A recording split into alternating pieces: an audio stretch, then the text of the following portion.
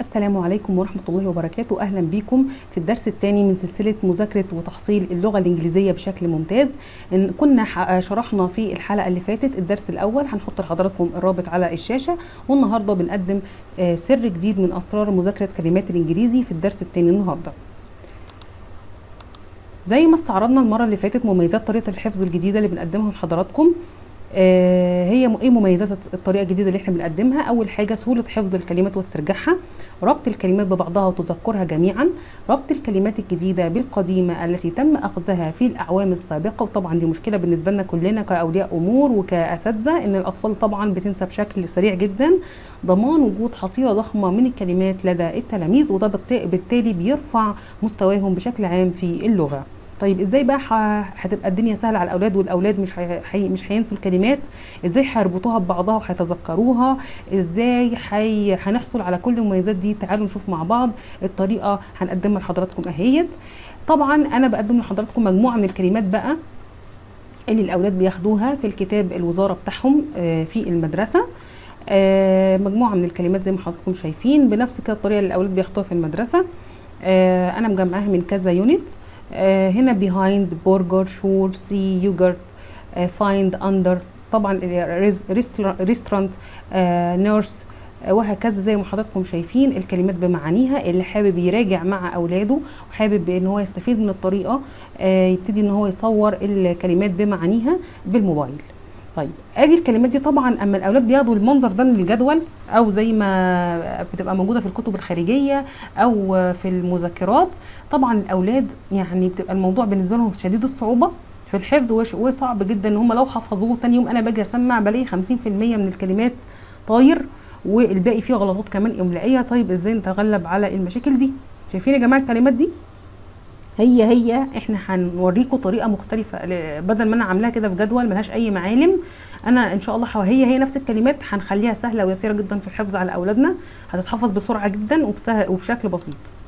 بصوا بقى يا جماعه، انا هنا ابتديت اطلع مقاطع مشتركه ما بين الكلمات اللي موجوده كانت معايا في الجدول اللي فوق. انا عندي المقطع يو ار زي ما حضراتكم شايفين، هنا طلعت منه شور وبرجر وريستورانت. طبعا بنراعي ان احنا بنلون المقطع بتاعي بلون تخلي الطفل وهو بيذاكر ان هو يبقى عارف مركز ايه المقطع المتكرر في الكلمات، فهو هيربط الكلمات كلها ببعضها وهيربطها بالمقطع، فالبلوك ده كله مش هيتنسى في دماغ الطفل وهيفضل متذكره وهيقدر يسترجعه بشكل سهل. برضو هنا انا مكمله مع المقطع يو ار، عندي يوجرت وعندي نيرس. طبعا الموضوع هنا هيبقى اسهل كتير على اولادنا في الحفظ وفي الاسترجاع. وزي ما قلنا في الحلقه اللي فاتت احنا بنكمل مع بعض بنفس الطريقه دي يا جماعه. يعني انا والله خدت يونت 1 ابتدي ان انا اعمل الخريطه بتاعته مثلا لحرف اليو ار. طيب جالي مثلا في يونت 2 كلمات تانية ابتدي ان انا اضيفها. خلصت الترم حطيت اليونتس كلها بنفس الطريقه كده اهوت مثلا في المقطع يو ار بتاعي. دخلت على الترم الثاني ابتدي اجمع ادور على كل الكلمات اللي فيها المقطع يو ار واضيفها. خلصت السنه ودخلت في السنه اللي وراها انا مكمله معايا الخريطه بتاعتي، بحيث ان انا يفضل الطفل الموضوع سهل عليه في الحفظ وفي المراجعه، وكمان قادر ان هو يسترجع. يعني مش معنى خلاص السنه خلصت ان خلاص الكلمات بتاعتها برده خلصت معاها، لا هو هيفضل متذكر الكلمات اللي هو اخذها. هنا المقطع اي ان دي عندي فايند وبيهايند. شايفين يا جماعه الدنيا بقت سهله ازاي؟ انا كده ابتديت ان انا اطلع المقاطع المشتركه ما بين الكلمات. المقطع اي ان دي يبقى احنا خدنا المقطع يو ار والمقطع اي ان دي. هنا عملت مقطع تي اتش اي ار في فاذر وماذر وبراذر. هنا المقطع اي ار فلاور اندر برجر. طبعا هنا لو تاخدوا بالكم في برجر انا لونت اليو ار بلون مختلف، لان انا كنت ذكرت قبل كده في اول السلايد ان انا عندي مقطع يو ار، فانا بفكر اولادي ان خلي بالكم هي هنا في مقطع مشترك اللي هو الاي ار، لكن هي مشتركه برضو مع الكلمات اللي فيها المقطع يو ار. هنا المقطع اي ار برضو مكمل معانا في سيستر وكفر ودرايفر. انا هنا زودت كفر ودرايفر، كانت كلمات سابقه الاولاد خدوها في اعوام دراسيه سابقه. زي ما بقول لكم انا هنا بقى قدمت لكم مثال للربط ما بين القديم والجديد. انا عندي سيستر موجوده في الجدول، عندي كفر ودرايفر ما كانوش موجودين معايا في الجدول، كانوا موجودين مع الاولاد في اعوام سابقه او في ترمات سابقه، فانا ابتدي اضفتها وبكده انا ربطت القديم بالجديد.